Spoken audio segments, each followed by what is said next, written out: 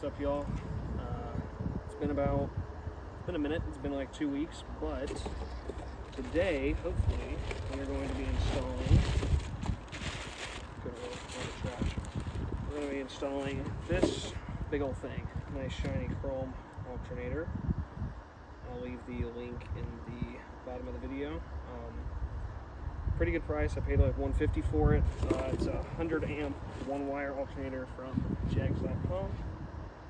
We're gonna take off the old crappy thing that squeals like a dying hog. So yeah, I'm gonna go get my tools. Hopefully this will be quick. Alright, I'm gonna go ahead and take a Sharpie and just kind of mark where that needs to be. Then we're gonna go ahead and loosen this guy so I can move it enough to get the belt off, and then we'll take it off.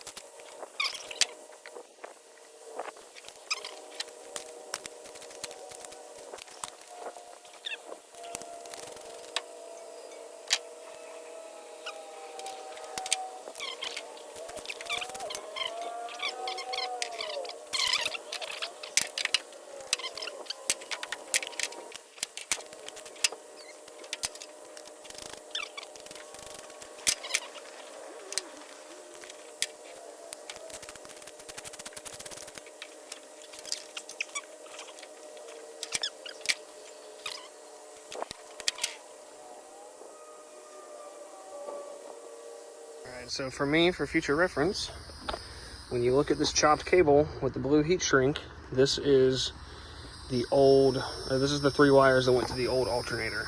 Because we're swapping to 1 wire, I went ahead and chopped them, put some heat shrink over them, and just kind of put them, I'll zip tie it up out of the way for now, until in the future I have to go replace the harness whenever I pull the motor, which I'm not looking forward to, but hey, whatever. But until then, next step is we are going to take our new wire. Also, I went ahead and got some brake clean and sprayed down all of our metal bits. Oh, where's the big guy? I haven't sprayed this guy off, but it's all right. It's not that bad. Tried to spray this off, but that is like caked on. I might get a scraper and try to scrape some of that off, but that is like caked on there. But yeah, I'm gonna go ahead and measure our wire length. I got 4 gauge wire. Bought it off of Amazon because I didn't want to have to go search for it. But we got some 4 gauge wire, and we're gonna run it from this guy down here, kind of tuck it up right by this other power cable, and then run it up to our new alternator. So yeah. Okay, y'all. I have gone ahead and, if you can see, connected our hot side with an eyelet and some heat shrink. I went ahead and put our little adapter plate on, and we're gonna go ahead and try to screw this thing in. My phone's almost dead, so I'm not gonna record the whole thing, but I'll come back whenever I have it in or mostly installed, and then we'll figure it out from there. So yeah, I'll be back. Okay, we have made progress. Went ahead and put the belt back on, and then got this, and you can see where our Sharpie mark is about lined up right.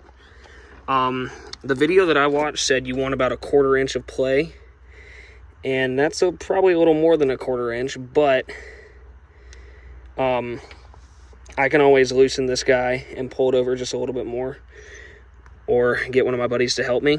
But we're gonna go ahead, and I'm planning to run this wire down here just to kind of hide it a little bit. Obviously, we'll put a heat shield around it, but we're going to go ahead and cut this, put an eyelet, heat shrink it, and attach it to our positive side right here. And then we'll put our ground wire back on the battery, and we should be done. So let me get that done, and then I'll cut back, and we'll see where we are. Yeah. All right, guys, it's a little bit later. I ended up going through like 3 lighters because the lighters that I was using either ran out of gas or they sucked and just burned my finger and didn't actually shrink the heat shrink. But we are done, hopefully. I'm kind of worried about this belt. I think it is loose enough to where the alternator can spin, but I'm going to wipe everything down. I'm not going to try to start it today just because, or should I? You know what? Hold on. we're going to try and start it.